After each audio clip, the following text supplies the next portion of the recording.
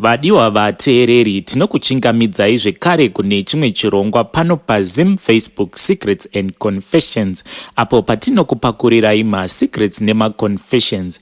Regai tibva tapinda muconfession yedu yekutanga muzuva ranhasi. Hanzi hello Mukoma nashi, please post for me. Ini nyaya yandiinayo yakadai. Isu tichikura mumusha medu takakura muine mushandi aivamo uyu anova mukomana weMombe. Mukomana uyu aibva kuMalawi. Ndakangokurawo kuita jaya achingoshanda pamba pedu kusvika ndazotoroora. Ini ndakangomusiya achigara pamba. Mukomana uyu aiva munhu kwaye ainzwisisa zvake. Ini baba vangu vaiva musoja and most of the time vaisagara pamba. Vaiuya ma-off days. Mukomana uyu ndiye aigara pamba. Isu sevana hatina kuziva kuti munhu uyu ainge akabvepi uye kuti azosvika pakushanda pamba pedu chii chainge chakaitika. Mukomana uyu akazoshayika zvake semunhu ainge asingazivikanwe kuti hama dzake dzinobva kupi. Sabhuku nachief vakangoti awanirwe nzvimbo yekuvigwa muvillage ndokubva avigwa hake. Takagara patova neabout 15 years munhu uyu ashaya. Zvino last week takazobuda tikaenda kumasowe ini nemhuri yangu nechikonzero chekuti pane zvaisatifambira mukurarama. Takati tasvika kumuprofita kuye akangonobata mwana wangu mumusoro. Mwana wangu ndokubva atanga kupengereka achitaura zvataisanzwa. Muprofita uyu akazotanga kududzira zvose zvaitaurwa nemwana wangu. Aidudzira iye achiti munhu uyu ari kuti ndinobva kuMalawi, ndakarerwa mumusha menyu kusvika ndatsakatika, asi ndisati ndaparara ndakashanda mumusha wenyu, asi handina chandakawana kana kubhadharwa. Zvino ndasvika nhasi uno kuti ndikuudzei kuti mweya wangu hauna kuzorora, uri kutambudzika, kuti upenyu hwangu ndakararama kusvika pakutsakatika ndisina kana imbwa zvayo. Takabvunza kuti saka ngozi iyi yaida kuripwa nei? Iye akati ndinoda mombe 10. Tichibva tabvunza isu kuti sezvo asina kumusha uye tisingakuzivi mombe idzi taizodzipa ani? Akangoti mombe 10 idzi dzitinhirei musango dziende nesango. Mweya uyu wakabva waenda. Hama, mombe tinokwanisa kudziwana dzekuripa ngozi yemunhu akashandiswa nababa vedu uyu. Asi dambudziko tiri kutya kungotinhira mombe musango kuti hatizorambi tongobhadhara here kasingaperi. Please vedare help me, ndapererwa kuti toitawo sei. Tiri kutya kurasikirwa neupfumi. Ndiyo yanga iri confession yedu yekutanga muzuva ranhasi. Vedu we nhau dzengozi idzi dzakangooma, asi vazhinji ndinongonzwa vachiti kugona ngozi huiripira. Asiko iyi unoiripira sei? Wongotina here mombe dzichienda nesango? Dzinozosvika here kuMalawi? Mukoma ava vakanditumira mapictures eplot ravo kwavanoita zvekupfuwa mombe nemakwai nembudzi. Shuwa mombe dzavanadzo ibreed rakanaka, mhando yemaBrahman. Anyway, ivo vari kuti hanzi tiri kutya kuti tikatina mombe idzi dzikangoenda nesango mangwana zvekare ngozi iyi inokwanisa kuzodzoka. Vari kuti kongozi iyi kana iri kungoda hayo kungotikaurisa kuti tirasikirwe neupfumi. Vane idea panhau dzengozi, please tinokumbira kuti tipeiwo ma-ideas mucomment section. Regai tiende panyaya yedu inotevera. Hanzi hello admin, please post for me. Ini ndiri mukadzi ane 28 years. Ndakaroorwa. Murume wangu anoita zvekudriva magonyeti. Dambudziko, baba vakatanga kuita zvechipfambi kusvika vapanduka zvekutonogara kuma-small house. Ndakatanga ndichapopota nekurova pfambi dzavo, but ndakazosvika pakuneta. Ndakasvika papoint yekuti ndakapera ma-feelings kumunhu wandaiti murume wangu. Mwoyo wangu ukabva wasviba zvekusatoda kuvaona. Ndinototi chero ndikamuona asina kupfeka ndinotonzwa kusvotwa kusvika pakadzika pemwoyo. Mukoma nashi, dambudziko rava nemurume wangu nderekuti mumba shefu havachamuki, kutoedza kudii zviri kuramba. Apa iye kuti achinyazoziva kuti akamugadzira ndiani havachazivi. Ini I didn't say anything, ndakangonyarara hangu. Iye kunyarara kwangu kwava kumupa ma-question marks. But kutaura chokwadi Mukoma nashi, ini ndatovawo neumwe munhu wandava kumhanya naye ari kundipa rudo rwemufirimu. Kana vari baba ava vekwangu ini ndangogarira zvangu vana kuti vasazorwadziwa kutiona tiri kwake but ndakunyazonzwa kuti now it's my time. Apo ivo mushini wakafa hauchashande. Vanongorwadziwa vakanditarisa asi chekuita hapana. Please vedare, dzikaiwo nemiono yenyu kuti am I wrong apa, nekuti kumashure uku veduwe ndakamborwadziswa. Shuwa murume wangu pano umwe musi waakambosvika negirlfriend pamba, ndakachema zvisingaiti. Dzimwe nguva ndinombopindwa nemweya wechibhinya wekuti ndinofunga kuti dai ndambozvitora video ndiri pakati pekuita bonde nemudiwa wangu uyu munyowani, then ndobva ndaita semunhu akanganwa hake kudhilita video iroro, ndobva ndangosiya foni yangu iri pachena kuti murume wangu uyu anyasorwadziwa kusvika pekupedzisira. Hanzvadzi yedu iyi iri kuti vedare, dzikaiwo nemiono yenyu. Kana kuri kuti ari wrong mobva mamuudza. Regai tiende panyaya yedu inotevera. Hanzi, hello admin, please post for me. I am a man. Ndauyawo pano nedambudziko remukadzi wangu. Ini ndakaroora muna 2015. Tava nevana vaviri nemukadzi wangu. Asi dambudziko, mukadzi wangu anomuka. Kutomuka kwekuroya chaiko. Ndakambotanga ndichiita wekurota. Kumisire ndava kumuona live. Ndakamubvunza, iye haana kuramba, asi anoti hakusi kuda kwake. Akagara ahutemerwa achiri mudiki. Akamboedza kurasiswa asi zvakaramba. Every night anotobuda. Sometimes mukadzi wangu uyu ndinomuona achibuda, sometimes handimuoni. Dzimwe nguva ndinozongopepuka kwatoedza. Kana muraini mukangoitika nhamo, ndinotoziva kuti musi iwowo mumba hamurariki. Ndakamboedza kutaurira vabereki vake, but havana kurakidza kuti vari concerned. Pazvimwe zvose mukadzi wangu ari right. Utsanana, respect, munhu ari bo, but problem uroi chaiwo. Pakambouya hanzvadzi yangu ichibva kuSouth Africa. Hanzvadzi yangu iyi yakangomuka yakatemwa mutsipa wakavhunika nechitina. Chitina ichi takambozama kutsvakiridza kuti chainge chadonha pai, but ndakashamisika nekuti imba yedu yakaplastwa ikapendwa. Hanzvadzi yangu haina kana kuzomboda kugara pamba futi. Akabva angoti, Mukoma, ini ndava kuenda, uye mudzimai wenyu ropa rangu harisi kuwirirana naye. Kubva musi uyu hakuchina kana hama yangu inoda kuswedera pedo neni nemhuri yangu. Please help me. Ndoita sei kana vabereki vangu vasvika pakundiramwa ini nemusha wangu? Musha wangu wangova musha wangu ndega. Hapana achada kuuyapo. Even kuti ini ndiende kwevamwe, I am not welcome. Even pama family gatherings handichakokwi. Kana mari hapana achada kundikwereta. Oro ini chero ndikada kupa munhu mari haatambiri. Ndava kutyiwa. Please ndibatsireiwo hama dzangu. Ndodini mukadzi wangu nekuti ini ndinomudisisa. Ndo yanga iri imwe confession. Vedare, ndinokumbirawo kuti ngatipangei Mukoma ava mazano, nekuti chishona chinoti kutsva kwendebvu varume vanodzimurana. Regai tibva taenda muconfession yedu inotevera. Hanzi, hello admin, please hide me. Ini I am a lady aged 32. My confession goes like this. Ndakakura ndichirerwa kwa baba mukuru, mukoma wa baba vangu. Kusvikira vazogara neni, vakaita zvekundikumbira kuvabereki vangu, vachiti vanodawo mwana, nekuti ivo vainge vasina mwana, but vaiva vanhu vainge vakabudirira. Ndakagara navo kubva ndiri kuprimary school kusvikira ndava kusekondari. Mukugara umu mune zvinhu zvandaisangana nazvo, but semwana ndaisanzwisisa kuti zvairevei. Ndaiti manheru ega kana ndava kunorara, mumba mandairara ndaitoona muchipinda munhu wechirume, asi chiso chake ndaisachiona. Munhu uyu aipinda onanga pambedha pandinenge ndakarara, osvika obva andibvisa hembe orara neni. Time yandaida kuskrima, voice rangu raisabuda. Ndaizoti ndamuka makuseni kuda kuti ndirondedzere zvandainge ndasangana nazvo, asi zvairamba kubuda. Ndaibva ndakanganwa everything. But ndaizoti kana ndikabva pamunhu wandinenge ndichida kuudza, I will remember everything. Even chero ndikada kuudza maparents angu kuti ndo zvainge zvichiitika, ndaikanganwa. Zvese kuchechi ndaisabvumirwa kuenda. Kuchechi kwandaingotendedzwa kuenda kuchechi kwavo ivo. Ndakazosvika pakufamba ndikaenda kumasowe.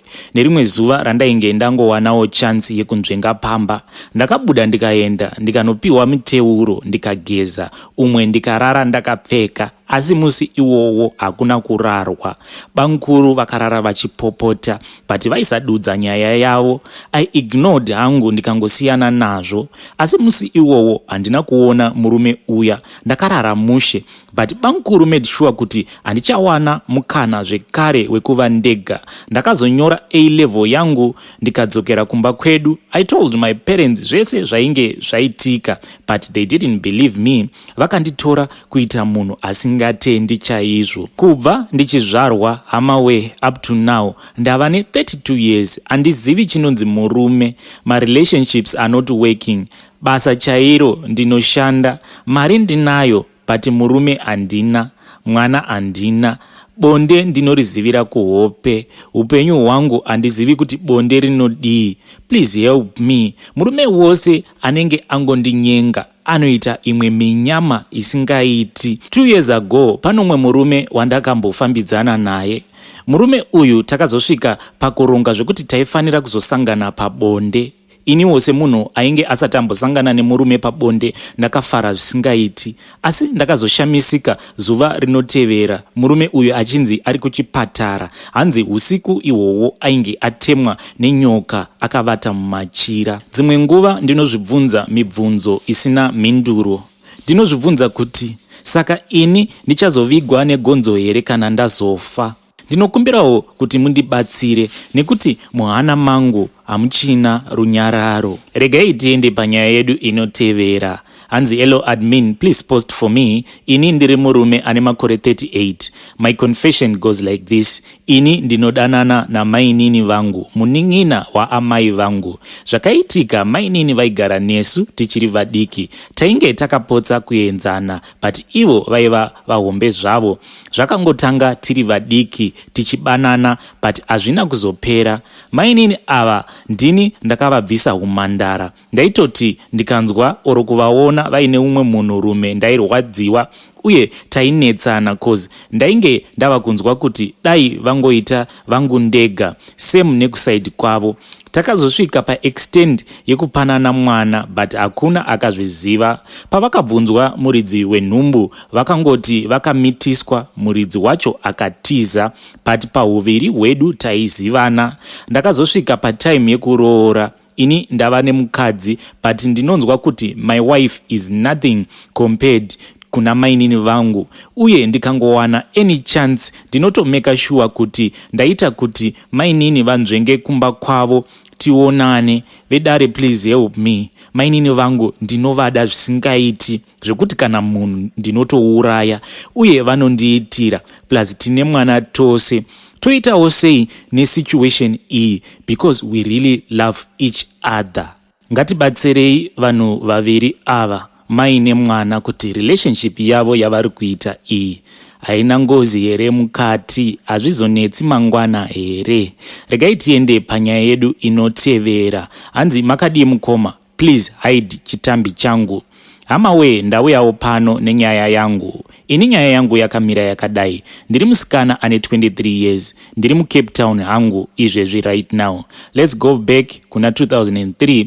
Taigara kwaMutare nevabereki vangu. Baba vangu vaishandawo, zvese zvaiva bore. But problem, baba vangu vaiva nevakadzi vaviri. Mai vangu ndivo vaiva mainini, saka mai guru ndo vaigara kumusha. Mai vangu vakabarawo 2 vana, one first born ndo yakashaya 1997. Then ini ndo kuzobarwa. Mai guru vane vana vavo 5. Things was going well until one day baba vakamuka ndokuenda kubasa semazuva ose. Asi dzakati dzava kuma10 kuseni ikoko, mama vakazotambira shoko rekuti baba vainge vatoradzikwa kuchipatara. Vaingoti musoro. Zvisineiwo mama vakaenda kuchipatara kuya, vakasvikoona baba dzava kuma12 masikati. Dzakazoti dzava kuma past 2 masikati iwawo baba ndokubva vashayika. Baba vangu havana kana kumborwara for 8 hours vedu way. That was 2004. Baba vakanovigwa, hama dzikauya dzikatakura zvese zvaiva kumba, property yose. Chavakakwanisa kusiya yaiva aini nestovhu chete. Mama neni takazondogara kumba kwehanzvadzi dzavo nekuti uku kumba kwainge kusisina pekutangira. Mama vakazotangawo kuita zvekutengesa madomasi nezvimwe kuti vawane kuriritira ini. Then in 2006 ndainge ndava kufanira kuenda grade 1, saka mama vaisakwanisa kuti ndiende kuchikoro chemutown nekuti mari yainge isingabatani. Saka mama vangu vakazondiendesa kwatete, hanzvadzi yababa vangu, asi vari vekwa gogo number 2 nekuti baba vababa vangu vainge vaine vakadzi vaviri. Saka tete ava nababa vangu vaisava vaamai vamwe. Vana amai vavo vainge vakasiyana. Tete ava vaiva vekwa mai guru, baba vangu vaiva vekwa mai nini. Ndakanogara navo tete ava kusvikira ndava grade 3, asi ndaitambudzwa hangu, asi handina kumbobvira ndaudza ani zvake. Mai vangu vaitumira zvinhu asi ndaisaratidzwa. Hembe dzikatumirwa, tete vaitora vopa vana vavo.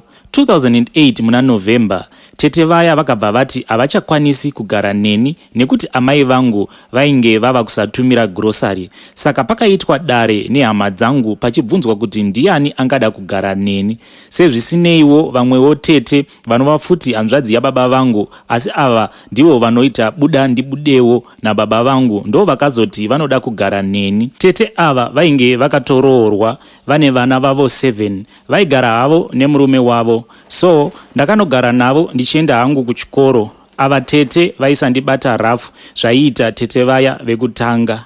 Tete ava vaitondiona semwana wavo.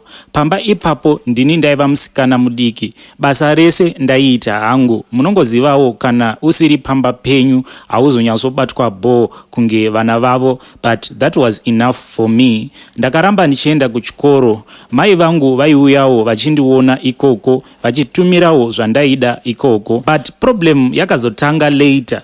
Tete nemurume wavo vakazviona kuti ndaiva munhu aigona kuchikoro kudarika vana vavo. Saka ivo vakatangawo kuchinja mabatiro avaindiita pamba apa. Sometimes my mother would send money for me kuti ndiende kuholiday. Hamawe ndaitukwa nevana vatete, hanzi ndiri kutiza kurima, ndiri kutiza basa, but ndaisambobatikana nazvo until vazondituka vachitaura nezvaamai vangu. Vakanditi, amai vako vanonhuhwa maronda, amai vako vanoita zvechihure uko, iwe uri pano asi chavanotipa hapana, uri zimwana regora. Veduwe mashoko awa akandibata. That time I was grade 6, gore rainge rava kutopera. Ndakarwadziwa veduwe, but chekuita painge pasina. Ndakazonyora grade 7 ndikaenda kuna amai vangu kuholiday. Ndakamirira results uye nekugadzirira kuenda form 1.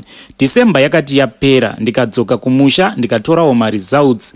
Ndainge ndakapasa kudarika mwana wavo mukomana wandaidzidza naye. Zvinhu izvi zvakavarwadza kutaura chokwadi. Musha wese wakatanga kuita mamudzu ekuti ndaingoignowewa. Kana kutumwa basa ndaitumwa basa rinorwadza. Asi nyaya iyi haina kupera yakadaro. Pakazobikwa doro rendari kuti vawane kuunganidza kamari kekuti mwana wavo mukomana aendewo kusecondary school. Asi ini lucky enough, zvinhu zvose ndainge ndakatengerwa namama vangu, mabhuku nezvimwewo. Wavo mwana ainge akatotengerwawo naamai vangu. Doro rakabikwa rikabuda bho. Musi warakatengeswa pakauya bambo vanova ivo mukoma wababa vabankuru, murume watete ava. Baba vane mwana wavo mukomana wa 1989 akanga asati aroora. Mukomana uyu kana achindiona nditori mai kwaari, munongoziva pakuremekedzana kwedu kumamusha uko. Saka bambo vakati kuna bankuru, murume watete, kana vasingade kundiita mukadzi wavo wechi2 ndinofanira kuroorwa nemwana wavo mukomana uyo wa 1989. Vakati pfuma zvese ndinotina nemombe yewhite yecheka hukama. That time I was 14 years. Ini sezvisineiwo bankuru vakazviramba zvese kuti ndive mukadzi wavo wechi2 kana kuti ndiroorwe nemwana wabambo ava. Varamba kudaro, ndakazoenda kwaMutare kunogara naamai vangu. Chikoro ndakazongogumira grade 7, kusekondari handina kukwanisa kuzoenda. Amai vangu vakaroorwa neumwe murume uye amai vangu kwavakaroorwa havana kukwanisa kuzoita mwana, saka ini ndingori 1 zai regondo. Zvechikoro zvakati zvaramba, ndakazotsvakirwa basa rehouse girl ndikashanda until 2017. Ndakazotiwo regai ndiende kunoona tete vangu semunhu akandirera. Mukomanashi, pati 2 iripo. Apa ndangoti munzwisise kwazvakatangira kuzoti ndisvike pane dambudziko randiinaro nhasi. Ndichadzoka zvekare. Aidiwa votisiya zvekare tiri pahanging. Vadiwa vateereri, ndikazopiwa part 2 naidi ndichadzoka nayo. Regai ndichingokusiyai neimwe confession. Hanzi makadi Mukomanashi, ini ndiri mukadzi ane makore 32 ekuberekwa uye ndine vanakomana vaviri. Ndine pamuviri pechi2. Murume wangu akaita girlfriend ndikaramwa ndikasiya musha. Pasina nguva akabva anoroora girlfriend vakaita vana vaviri, asi imba yakazoparara. Saka ini muna 2020 ndakazodzokera kumba kuZim ndichibva kubasa kunze kwenyika. Murume akandinyengerera tikagadzirisana, asi ndadzoka kubasa akatosara akutora pfambi mubhawa yaitozivikanwa akaiisa mumba mangu. Saka ini nekurwadzi wavo ndakaendawo kunguo tsvuku ndikanoitirwa mhiko yekuti vagare vachirwa uye kuti murume asaita mari angoita zirombe rinofamba nenyika. Handizivi kuti zviri fair here zvandakaita. Mukomanashi, ndinokumbirawo kuti mundibvunzirewo kune vedare kuti ndakaitawo chivi here. Kana ndakaita chivi, ndakazvikonzereswa nekurwadziswa kwandakaitwa nemurume wangu uyu. Vadiwa vateereri, ndiwo masecrets nemaconfessions atanga tiinawo muzuva ranhasi. Pamanga muchiteerera masecrets nemaconfessions awa, kana muine maideas amunenge muchida kupa vana ID ava, do not hesitate kunyora mucomment section. Until we meet again, tongoti happy secrets and confessions.